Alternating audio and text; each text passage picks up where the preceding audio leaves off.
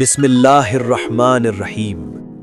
دوستو، آج کی یہ ویڈیو صرف ایک کہانی نہیں ہے، یہ ایک ایسی داستان ہے جو دل کو ہلا دیتی ہے، آنکھوں کو نم کر دیتی ہے اور انسان کو اپنے رب کے اور قریب لے آتی ہے۔ آج ہم ایک ایسی عظیم شخصیت کا ذکر کرنے جا رہے ہیں جن کا نام لیتے ہی صبر یاد آتا ہے، ایمان یاد آتا ہے اور قربانی کی وہ مثال جس کی کوئی برابری نہیں۔ ذرا سوچئے، ایک انسان جس کے پاس نہ کوئی طاقت ہو، نہ کوئی دولت ہو، نہ کوئی اپنا ہو، وہ بالکل اکیلا ہو، دنیا کی نظر میں اس کی کوئی قیمت نہ ہو، لوگ اسے ذلیل کرتے ہوں، مارتے ہوں، تڑپاتے ہوں، اس کے سینے پر بھاری پتھر رکھا جائے، اسے جلتی ہوئی ریت پر لٹایا جائے، لیکن اتنا سب ہونے کے باوجود اس کی زبان پر صرف ایک ہی لفظ ہو، احد، احد، یعنی اللہ ایک ہے، اللہ ایک ہے۔ دوستوں، اب ذرا اپنے دل اور ذہن کو آج سے قریب 1400 سال پہلے کے اس دور میں لے جائیے، وہ دور جب مکہ مکرمہ کی سرزمین پر ہر طرف جہالت کا اندھیرا چھایا ہوا تھا۔ لوگ حق اور باطل میں فرق کرنا بھول چکے تھے، سچائی کو چھوڑ کر گمراہی کو اپنا چکے تھے۔ اس وقت لوگ اپنے ہاتھوں سے پتھر کے بت بناتے، پھر انہی بتوں کو اپنا خدا مان کر ان کے سامنے سجدہ کرتے۔ نہ وہ بت سن سکتے تھے، نہ دیکھ سکتے تھے، نہ کسی کو فائدہ پہنچا سکتے تھے، لیکن پھر بھی لوگ انہی کے سامنے جھکتے تھے۔ مکہ کا سماج ظلم اور ناانصافی سے بھرا ہوا تھا، طاقتور کمزوروں کو دباتے تھے، امیر غریبوں کا مذاق اڑاتے تھے اور غلاموں کو انسان بھی نہیں سمجھا جاتا تھا۔ غلاموں کی زندگی کسی جانور سے بھی بدتر تھی، نہ ان کے پاس کوئی حق تھا، نہ کوئی آواز۔ اور اسی ماحول میں ایک شخصیت موجود تھی جن کا نام تھا حضرت بلال رضی اللہ عنہ۔ بلال رضی ایک غلام تھے، ان کا جسم مضبوط تھا، لیکن سماج میں ان کی کوئی قیمت نہیں تھی۔ وہ حبشہ سے تھے، یعنی آج کے افریقہ کے علاقے سے، اور ان کا رنگ کالا تھا۔ اس دور میں رنگ اور نسل کے آدھار پر لوگوں کو نیچا دکھایا جاتا تھا۔ اسی وجہ سے بلال رضی کو دوہری سزا ملتی تھی، ایک غلام ہونے کی اور دوسری ان کے رنگ کی۔ ان کا مالک تھا امیہ بن خلف، جو مکہ کے بڑے سرداروں میں سے تھا اور اسلام کا سخت دشمن تھا۔ امیہ بے حد ظالم انسان تھا، وہ اپنے غلاموں کے ساتھ بے رحمی سے پیش آتا تھا، اور بلال رضی اس کے سب سے زیادہ مظلوم غلاموں میں سے ایک تھے۔ صبح سے شام تک سخت محنت، گرمی میں، ریت میں، بنا کسی رحم کے۔ اگر ذرا سی غلطی ہو جائے تو سزا، اگر تھک جائیں تو سزا، اگر جواب دے دیں تو اور بھی سخت سزا۔ لیکن دوستوں، کسی کو یہ نہیں پتا تھا کہ اس کمزور سمجھے جانے والے غلام کے دل میں ایک ایسا نور اترنے والا ہے جو پوری دنیا کو روشن کر دے گا۔ وہ وقت قریب آ چکا تھا جب مکہ کی اسی سرزمین پر ایک سچی آواز اٹھے گی، توحید کی آواز، اللہ ایک ہے کی آواز، اور یہی آواز بدل دے گی بلال رضی کی پوری زندگی۔ تو آئیے دوستوں، اگلے حصے میں دیکھتے ہیں کیسے بلال رضی نے اسلام قبول کیا اور کیسے ان کی زندگی کا سب سے بڑا امتحان شروع ہوا۔ جب مکہ مکرمہ کی سرزمین پر ہر طرف جہالت کا اندھیرا چھایا ہوا تھا، اسی دور میں ایک نور ابھرا۔ یہ نور تھا توحید کا، یہ نور تھا سچائی کا، اور یہ نور لے کر آئے تھے رسول اللہ صلی اللہ علیہ وسلم۔ آپ نے لوگوں کو ایک سیدھی اور صاف دعوت دی کہ اللہ ایک ہے، وہی ہمارا رب ہے، وہی ہمارا خالق ہے، اور اسی کی عبادت کرنی چاہیے۔ یہ پیغام اس دور کے لوگوں کے لیے بالکل نیا تھا، کیونکہ وہ صدیوں سے بتوں کی پرستش کرتے آ رہے تھے۔ لیکن کچھ دل ایسے بھی تھے جو سچائی کی تلاش میں تھے، جو حق کو پہچاننا چاہتے تھے۔ انہی دلوں میں ایک دل تھا حضرت بلال رضی اللہ عنہ کا۔ بلال رضی ایک غلام تھے، لیکن ان کا دل آزاد تھا۔ وہ اپنے آس پاس کے ماحول کو دیکھتے تھے، لوگوں کو پتھروں کے سامنے جھکتے ہوئے دیکھتے تھے، اور ان کے دل میں سوال اٹھتا تھا کہ یہ پتھر کیسے خدا ہو سکتے ہیں۔ وہ سچائی کی تلاش میں تھے، اور جیسے ہی انہوں نے رسول اللہ صلی اللہ علیہ وسلم کی زبان سے توحید کا پیغام سنا، ان کا دل گواہی دینے لگا کہ یہی حق ہے۔ انہوں نے بنا کسی جھجک کے، بنا کسی ڈر کے اسلام کو قبول کر لیا۔ نہ انہوں نے یہ سوچا کہ ان کا مالک کیا کرے گا، نہ یہ سوچا کہ سماج کیا کہے گا۔ ان کے لیے بس ایک ہی چیز اہم تھی، اللہ کی رضا۔ یہ فیصلہ آسان نہیں تھا۔ اس دور میں اسلام قبول کرنا مطلب تھا اپنے آپ کو مصیبتوں میں ڈال دینا، ظلم کو دعوت دینا، اور ہر طرح کی تکلیف کو سہنے کے لیے تیار ہو جانا۔ لیکن بلال رضی کا ایمان اتنا مضبوط تھا کہ انہوں نے ہر چیز کو نظر انداز کر دیا۔ جب انہوں نے کلمہ پڑھا تو ان کے دل کو ایک عجیب سا سکون ملا، وہ سکون جو نہ دولت سے ملتا ہے نہ طاقت سے، بلکہ صرف اللہ پر یقین سے ملتا ہے۔ اب وہ صرف ایک غلام نہیں رہے بلکہ اللہ کے بندے بن گئے تھے، اور یہی ان کی اصلی پہچان تھی۔ لیکن دوستوں، یہی فیصلہ ان کے لیے ایک بڑے امتحان کی شروعات تھا، کیونکہ جب حق سامنے آتا ہے تو باطل اسے دبانے کی پوری کوشش کرتا ہے، اور بلال رضی کے ساتھ بھی کچھ ایسا ہی ہونے والا تھا۔ ان کا مالک امیہ بن خلف، جو پہلے ہی اسلام کا دشمن تھا، اب اور زیادہ غصے میں آنے والا تھا۔ اسے یہ بالکل برداشت نہیں تھا کہ اس کا غلام ایک نئے دین کو اپنائے اور اس کے بتوں کو جھوٹا کہے۔ بلال رضی جانتے تھے کہ آگے کا راستہ آسان نہیں ہے۔ انہیں اندازہ تھا کہ اب ان پر ظلم ہوگا، انہیں ستایا جائے گا، لیکن اس کے باوجود انہوں نے اپنے قدم پیچھے نہیں ہٹائے، کیونکہ جس نے ایک بار حق کو پہچان لیا وہ پھر کبھی اسے چھوڑ نہیں سکتا۔ ان کا دل اب اللہ کے نور سے بھر چکا تھا، اور یہ نور ایسا تھا جسے کوئی ظلم، کوئی تکلیف اور کوئی ڈر بجھا نہیں سکتا تھا۔ وہ تیار تھے ہر امتحان کے لیے، ہر مشکل کے لیے اور ہر قربانی کے لیے۔ یہیں سے شروع ہوتا ہے بلال رضی اللہ عنہ کی زندگی کا سب سے سخت اور دردناک دور، جہاں ان کے ایمان کو ہر طرح سے آزمایا جائے گا، اور دنیا دیکھے گی کہ ایک سچا مومن کس طرح اپنے رب کے لیے ہر تکلیف سہ سکتا ہے۔ جب امیہ بن خلف کو یہ پتا چلا کہ اس کا غلام بلال رضی اللہ عنہ اسلام قبول کر چکا ہے تو اس کا غصہ حد سے بڑھ گیا۔ اس کے لیے یہ بات کسی بھی صورت میں قابل برداشت نہیں تھی کہ اس کا ایک غلام اس کے بتوں کو جھوٹا کہے اور ایک اللہ کی عبادت کرنے لگے۔ اس کے دل میں نفرت اور گھمنڈ اتنا بھر چکا تھا کہ اس نے طے کر لیا کہ وہ بلال رضی کو ہر حال میں اسلام سے واپس موڑ کر رہے گا۔ اس کے بعد شروع ہوا ظلم کا وہ سلسلہ جسے سن کر آج بھی دل کانپ اٹھتا ہے۔ مکہ کی جلتی ہوئی ریت، جہاں دوپہر کے وقت قدم رکھنا بھی مشکل ہوتا تھا، وہاں بلال رضی اللہ عنہ کو گھسیٹ کر لایا جاتا۔ سورج آسمان پر پوری طرح تپ رہا ہوتا، اس کی گرمی زمین کو آگ بنا چکی ہوتی، اور اسی آگ جیسی ریت پر انہیں لٹا دیا جاتا۔ ان کے ہاتھ اور پاؤں باندھ دیے جاتے تاکہ وہ ہل بھی نہ سکیں۔ پھر ان کے سینے پر ایک بہت بھاری پتھر رکھ دیا جاتا، اتنا بھاری کہ سانس لینا بھی مشکل ہو جائے۔ یہ صرف جسمانی تکلیف نہیں تھی، بلکہ یہ ان کے ایمان کو توڑنے کی کوشش تھی۔ امیہ بن خلف ان کے پاس کھڑا ہوتا اور ان سے کہتا کہ اپنے دین کو چھوڑ دو، اپنے رب کو چھوڑ دو اور ہمارے بتوں کی عبادت کرو۔ وہ چاہتا تھا کہ بلال رضی درد سے ٹوٹ جائیں، مجبوری میں جھک جائیں اور توحید کا انکار کر دیں۔ لیکن ہر بار، ہر اذیت کے باوجود بلال رضی اللہ عنہ کی زبان سے صرف ایک ہی آواز نکلتی تھی، احد، احد، یعنی اللہ ایک ہے، اللہ ایک ہے۔ جتنا ظلم بڑھتا اتنی ہی مضبوطی سے یہ لفظ نکلتا۔ کوڑے مارے جاتے، گرم ریت ان کے جسم کو جلا دیتی، پتھر ان کے سینے کو دبا دیتا، لیکن ان کا ایمان نہ جھکتا نہ ٹوٹتا۔ ان کا جسم کمزور ہو سکتا تھا، لیکن ان کا یقین پہاڑ سے بھی زیادہ مضبوط تھا۔ کبھی انہیں رسیوں سے باندھ کر مکہ کی گلیوں میں گھسیٹا جاتا تاکہ لوگ انہیں دیکھ کر ڈر جائیں اور اسلام سے دور رہیں، لیکن یہ منظر الٹا اثر کرتا تھا۔ جو بھی انہیں دیکھتا وہ حیران رہ جاتا کہ اتنا ظلم سہنے کے باوجود بھی یہ شخص اپنے دین پر کیسے قائم ہے۔ ان کی آنکھوں میں درد ضرور ہوتا تھا، لیکن اس درد کے پیچھے ایک عجیب سکون بھی نظر آتا تھا۔ وہ سکون جو صرف اس انسان کو ملتا ہے جس نے اپنے رب کو پہچان لیا ہو اور اس پر پورا بھروسہ کر لیا ہو۔ امیہ اور اس کے ساتھیوں نے ہر طریقہ آزمایا۔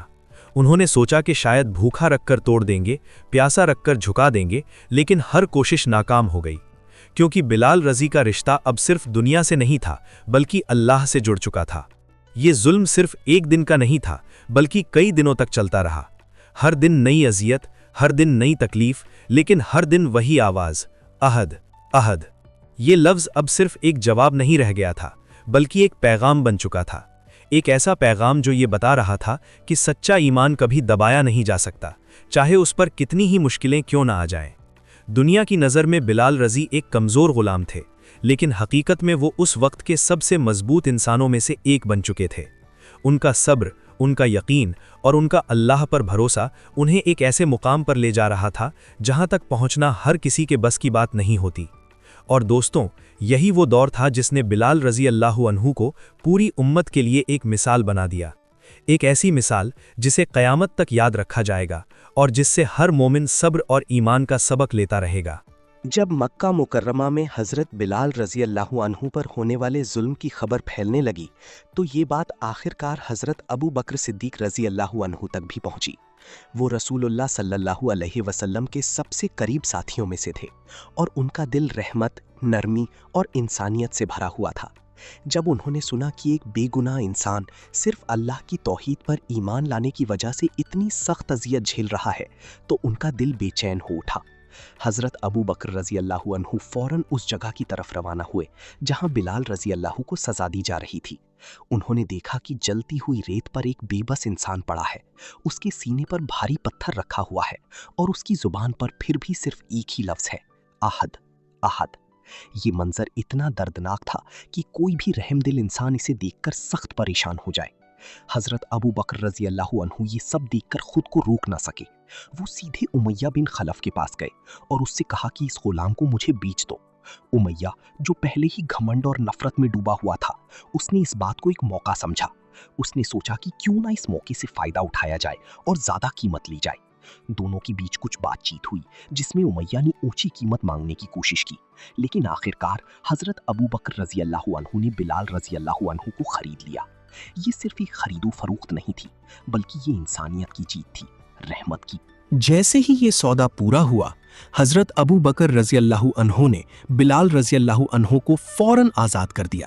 نہ انہوں نے انہیں اپنے پاس غلام بنا کر رکھا، نہ کسی اور مقصد کے لیے استعمال کیا، بلکہ صرف اللہ کی رضا کے لیے انہیں آزادی دے دی۔ یہ لمحہ بلال رضی اللہ عنہ کی زندگی کا ایک بہت بڑا موڑ تھا۔ جو انسان کل تک زنجیروں میں جکڑا ہوا تھا، جو ہر روز ظلم اور اذیت کا شکار ہوتا تھا، آج وہ پوری طرح آزاد تھا۔ اب نہ کوئی اسے مار سکتا تھا، نہ اسے مجبور کر سکتا تھا کہ وہ اپنے دین کو چھوڑے۔ لیکن دوستوں، اگر گہرائی سے دیکھا جائے تو بلال رضی اللہ عنہ کو اصلی آزادی تو اس دن ہی مل چکی تھی جب انہوں نے اسلام قبول کیا تھا، کیونکہ جس انسان کا دل اللہ سے جڑ جائے وہ کبھی غلام نہیں رہ سکتا، چاہے دنیا اسے کسی بھی نام سے پکارے۔ ان کی آزادی صرف جسم کی نہیں تھی بلکہ روح کی بھی تھی۔ اب وہ صرف ایک آزاد انسان نہیں تھے بلکہ اللہ کی ایک خاص بندے بن چکے تھے جن کا مقام بہت اونچا ہونے والا تھا۔ حضرت ابو بکر رضی اللہ عنہ کا یہ عمل اس بات کی بھی دلیل ہے کہ اسلام میں انسانیت، برابری اور رحمت کو کتنا اہم درجہ دیا گیا ہے۔ انہوں نے ایک ایسے انسان کو آزادی دی جسے سماج نے کبھی عزت نہیں دی تھی اور اسے ایک نیا مقام دیا۔ یہ واقعہ ہمیں یہ بھی سکھاتا ہے۔ اس کے بعد رسول اللہ صلی اللہ علیہ وسلم نے فرمایا کہ ان الفاظ کو لوگوں تک پہنچانے کے لیے ایک ایسی آواز چاہیے جو بلند ہو، اثردار ہو اور دلوں تک اتر جائے۔ اور پھر آپ نے حضرت بلال رضی اللہ عنہ کو چنا۔ یہ وہی بلال رضی تھے جو کبھی مکہ کی تپتی ریت پر ظلم سہ رہے تھے، جو کبھی ایک بے بس غلام تھے، لیکن آج اللہ نے انہیں ایسا مقام دیا کہ ان کی آواز پوری امت کے لیے نماز کی دعوت بننے والی تھی۔ جب بلال رضی اللہ عنہ نے پہلی بار اذان دی تو ان کا انداز، ان کی آواز اور ان کا لہجہ ایسا تھا کہ ہر سننے والا ٹھہر گیا۔ ان کی آواز میں ایک عجیب سا سکون تھا، ایک روحانی اثر تھا جو سیدھے دل تک پہنچتا تھا۔ اللہ اکبر، اللہ اکبر۔ یہ الفاظ جب ان کی زبان سے نکلتے تو ایسا محسوس ہوتا جیسے آسمان بھی ان کی گواہی دے رہا ہو۔ ہر لفظ میں یقین تھا، ہر پکار میں اخلاص تھا اور ہر آواز میں وہ درد اور سچائی تھی جو انہوں نے اپنے ایمان کے سفر میں جھیلی تھی۔ اللہ اکبر، اللہ اکبر۔ یہ الفاظ جب ان کی زبان سے نکلتے تو ایسا محسوس ہوتا جیسے آسمان بھی ان کی گواہی دے رہا ہو۔ ہر لفظ میں یقین تھا، ہر پکار میں اخلاص تھا اور ہر آواز میں وہ درد اور سچائی تھی جو انہوں نے اپنے ایمان کے سفر میں جھیلی تھی۔ جب وہ کہتے حیا علی الصلاح تو یہ صرف نماز کی دعوت نہیں ہوتی تھی، بلکہ یہ ایک پکار ہوتی تھی اپنے رب کی طرف آنے کی، اس کی رحمت میں شامل ہونے کی اور دنیا کی بھاگ دوڑ سے نکل کر سکون پانے کی۔ لوگ اپنے کام چھوڑ دیتے، اپنے گھروں سے نکل آتے اور مسجد کی طرف دوڑ پڑتے۔ بلال رضی اللہ عنہ کی آواز میں ایسا اثر تھا کہ وہ صرف کانوں تک نہیں رہتی تھی بلکہ دلوں میں اتر جاتی تھی۔ یہ وہی انسان تھا جسے کبھی اس کے رنگ اور حیثیت کی وجہ سے نیچا دکھایا جاتا تھا، لیکن آج اس کی آواز اسلام کی پہچان بن چکی تھی۔ یہ اللہ کا وہ انعام تھا جو اس نے اپنے سچے بندے کو دیا، اور دوستوں، یہ بھی یاد رکھنے والی بات ہے کہ اذان صرف ایک اعلان نہیں ہے، بلکہ یہ اسلام کا ایک عظیم شعار ہے جو ہر روز 5 بار دنیا کو یہ یاد دلاتا ہے کہ اصلی کامیابی اللہ کی عبادت میں ہے۔ حضرت بلال رضی اللہ عنہ کا پہلا مؤذن بننا اس بات کی سب سے بڑی مثال ہے کہ اسلام میں عزت اور مقام نسل، رنگ یا دولت سے نہیں ملتا، بلکہ ایمان، صبر اور اللہ پر یقین سے ملتا ہے۔ اور اس طرح بلال رضی اللہ عنہ کی آواز ہمیشہ کے لیے اتہاس کا حصہ بن گئی۔ پھر وہ وقت آیا جسے سہنا ہر مومن کے لیے سب سے مشکل تھا۔ مدینہ منورہ کی فضا جو ہمیشہ رسول اللہ صلی اللہ علیہ وسلم کی موجودگی سے روشن رہتی تھی، اچانک غمگین ہو گئی۔ وہ شہر جہاں ہر دن رحمت برستی تھی، اب ایک ایسے صدمے سے گزر رہا تھا جس کا اندازہ لگانا بھی آسان نہیں۔ رسول اللہ صلی اللہ علیہ وسلم، جنہوں نے لوگوں کو اندھیروں سے نکال کر روشنی کی طرف لایا، جنہوں نے توحید کا پیغام پوری دنیا تک پہنچایا، وہ اس دنیا سے پردہ فرما گئے۔ یہ خبر جیسے ہی پھیلی، ہر طرف سناٹا چھا۔ انہوں نے اذان شروع کی، اللہ اکبر، اللہ اکبر۔ ان کی آواز میں پہلے جیسا اثر تو تھا، لیکن اس میں درد صاف محسوس ہو رہا تھا۔ ہر لفظ جیسے بھاری ہو چکا تھا۔ پھر جب وہ اس مقام پر پہنچے جہاں انہیں کہنا تھا اشہد ان محمد رسول اللہ، تو ان کا دل کانپ اٹھا۔ یہ وہ لفظ تھے جو وہ ہمیشہ پورے یقین اور محبت سے کہتے تھے، لیکن آج یہ لفظ ان کے لیے سہنا مشکل ہو گیا۔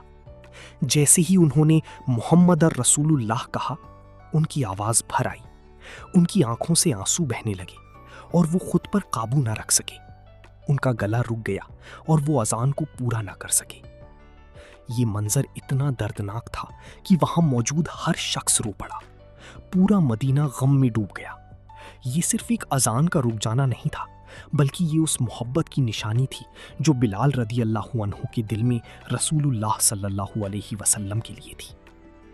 اس کے بعد بلال رضی اللہ عنہ کے لیے مدینہ میں رہنا مشکل ہو گیا۔ ہر گلی، ہر راستہ، ہر جگہ انہیں رسول اللہ صلی اللہ علیہ وسلم کی یاد دلاتی تھی۔ انہوں نے محسوس کیا کہ وہ اس غم کے ساتھ وہاں نہیں رہ سکتے۔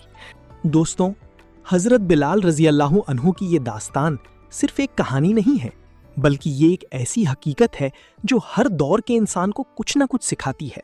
یہ ہمیں بتاتی ہے کہ اصلی طاقت جسم کی نہیں ہوتی، اصلی طاقت ایمان کی ہوتی ہے۔ وہ انسان جو دنیا کی نظر میں کمزور ہوتا ہے، اگر اس کا یقین اپنے رب پر مضبوط ہو تو اسے کوئی بھی طاقت ہرا نہیں سکتی۔ بلال رضی اللہ عنہ نے ہمیں یہ سکھایا کہ صبر کیا ہوتا ہے۔ جب ان پر ظلم ہوا، جب انہیں تپتی ریت پر لٹایا گیا، جب ان کے سینے پر بھاری پتھر رکھا گیا، تب بھی انہوں نے اپنے رب کو نہیں چھوڑا۔ ان کی زبان سے صرف ایک ہی آواز نکلی، احد، احد، اور یہی لفظ ان کی سب سے بڑی طاقت بن گیا۔ انہوں نے یہ بھی سکھایا کہ اگر انسان سچائی کے راستے پر چل پڑے تو پھر اسے کسی کا ڈر نہیں رہتا، نہ دنیا کا، نہ لوگوں کا، نہ تکلیفوں کا، کیونکہ اسے پتا ہوتا ہے کہ اس کا رب اس کے ساتھ ہے اور وہی سب سے بڑا سہارا ہے۔ دوستوں، آج ہم اپنی زندگی میں چھوٹی چھوٹی پریشانیوں سے گھبرا جاتے ہیں، تھوڑی سی مشکل آتی ہے تو ہم مایوس ہو جاتے ہیں، لیکن اگر ہم بلال رضی اللہ عنہ کی زندگی کو دیکھیں تو ہمیں سمجھ آتا ہے کہ اصلی صبر کیا ہوتا ہے اور اصلی یقین کسے کہتے ہیں۔ یہ داستان ہمیں یہ بھی یاد دلاتی ہے کہ اسلام میں عزت اور مقام کسی کے رنگ، نسل یا